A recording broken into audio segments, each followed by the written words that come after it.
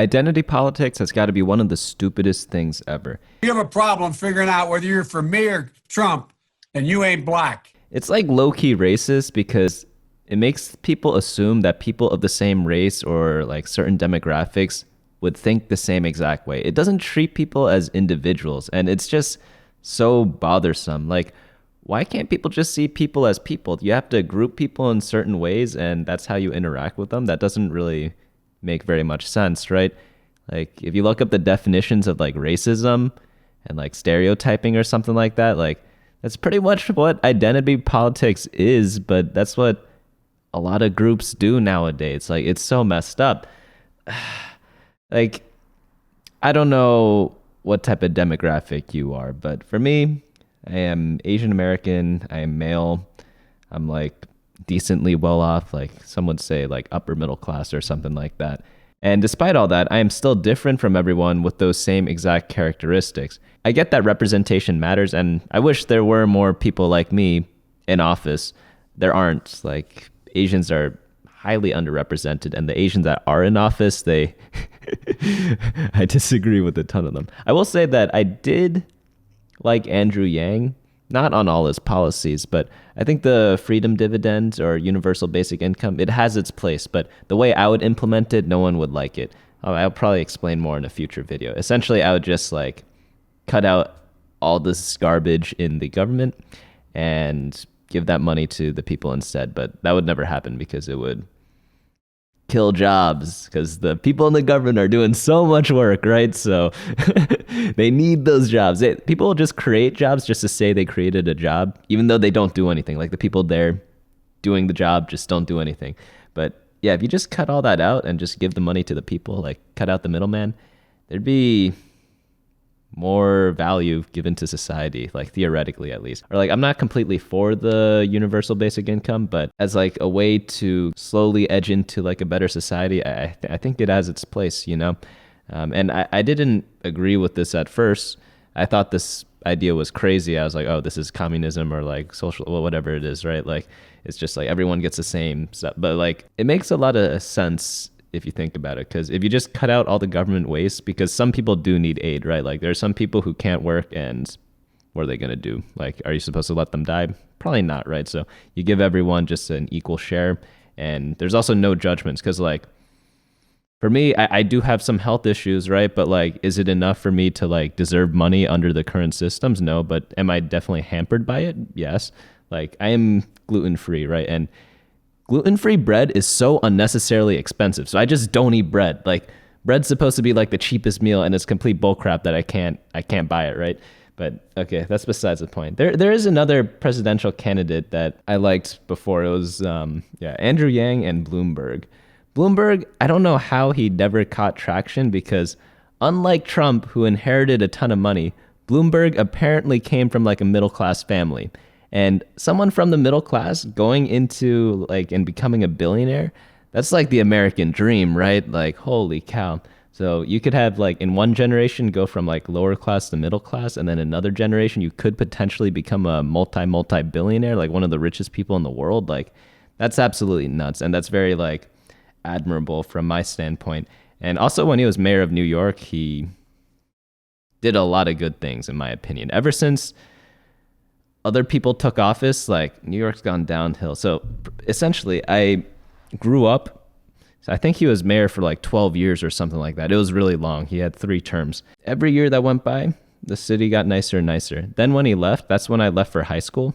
And I went to a boarding school, so I wasn't in New York all the time, but I would visit. Then after that, I went to college, and then I worked in DC, right? Every year I came back home, the city would get dirtier and dirtier and dirtier, just very slowly, until it's in the state it's in now. And obviously people don't really like New York in the state it's in.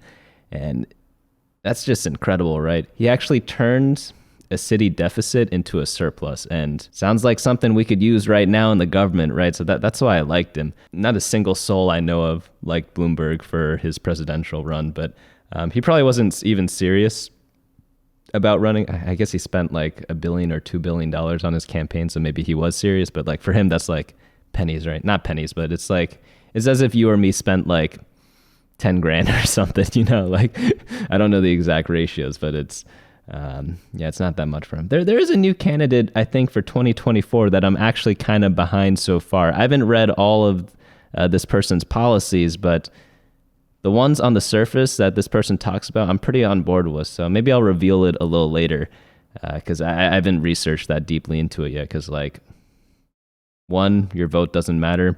Two, even if it did, like who cares, right? But maybe I'll reveal it later once I like fully actually support him. But right now I'm like, this person's definitely a front runner. But I'd be interested to know like who you guys would guess on that. I'll give you a hint. This person is going to be a very long shot, at least at the time of recording. So we'll see about that. Do you want me to shock you right now? If you were to ask a random Californian who they voted for in 2020 presidential election, what percent would you think voted for Donald Trump? A lot of people stereotype California as super liberal, super Democrat, things of that nature. But in reality, 34% of Californians voted for Donald Trump. Isn't that crazy? Obviously, like that's still less than the majority, but that's a lot more than a lot of people would think. Let's say you don't live in California and one Californian is visiting you or something like that. And just not that you're going to ask them, but like just in your head, who do you think they would vote for? You'd normally think they'd vote for Biden. And more often than not, you'd be correct. But how often would you be correct? Like some people think it's like 90%, 99%, things like that, but it's only 63%, 63, 64, depending on how you round. But that's not that much, you know, like 34% for Trump. If you think of a baseball batting average, I don't know how many people follow baseball, but getting a hit 34% of the time is extremely high. It doesn't happen in many seasons, and it's considered like a huge once in a lifetime year if you do that. And people get hits in baseball all the time. It's just kind of crazy. But going back to the whole me thing, I don't share the same politics as my classmates, you know, even if they're also Asian, even if they're also second generation Asian Americans, like it's just so different, even if they're specifically Chinese. We also all have brothers and sisters, right? Oh, well, not all of us, but like some of us have siblings, right? And you can go to the same school as your sibling and just right off the bat, you go into different majors, right? Like my sister did art history and then my brother went into medical school and then I went the business. We went all different directions. Like even within the same household, like I pretty much share the same DNA as my brother and sister, right? And we're so different, you know? But people will still group the same demographic, which is less related between me and like a random Chinese American, right? That's also male than like me and my brother, you know, like I'm much closer to my brother DNA wise than those other people. And they'll still group us in the same thing, even though we're so different.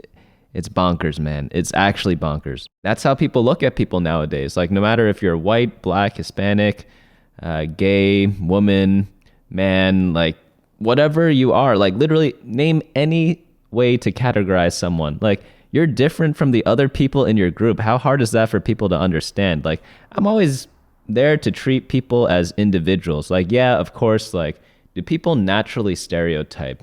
Our brains are kind of wired to do that, so I would say yes.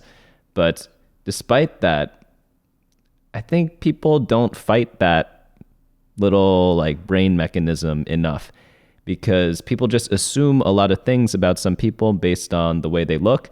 And I was about to say there's nothing wrong with that, but there kind of is, right? But you can't help it sometimes. But despite all that, if you fight it and just treat people as individuals because people are different, I think society would be a lot better, but people don't often do that. And you look at some elections nowadays, people just target certain demographics, and this creates a bigger divide too within the communities and against other communities. So if you say like race ABC likes this, so I'm going to try to do this, and then ABC will end up hating 123 because 123 likes the opposite of that. But then within ABC there are also people with conflicting views, so it's just like it creates so much tension that I feel is unnecessary. And wow, like, yeah, identity politics are just so garbage. Has anyone ever been approached on a street by someone who's trying to raise attention for a certain candidate and they think you lean one way when you really just don't based on the way you look? Because me, stereotypically, I guess, like, this is how people see me or something. I've had people describe me as like a typical Californian developer. That's what people think of me as. They think I'm some tech worker from like San Francisco.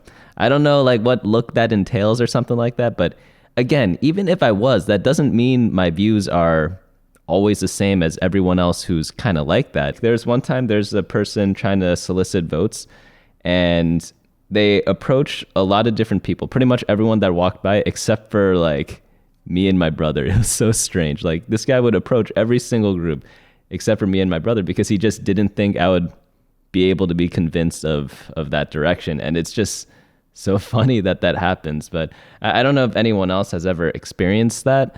Maybe it's just because I look busy or something, but everyone walking on the streets in New York looks busy. So I don't think that's a valid excuse to not like try to solicit me. I'm actually glad he didn't solicit me, but it's just like weird how he solicited everyone except for me and my brother.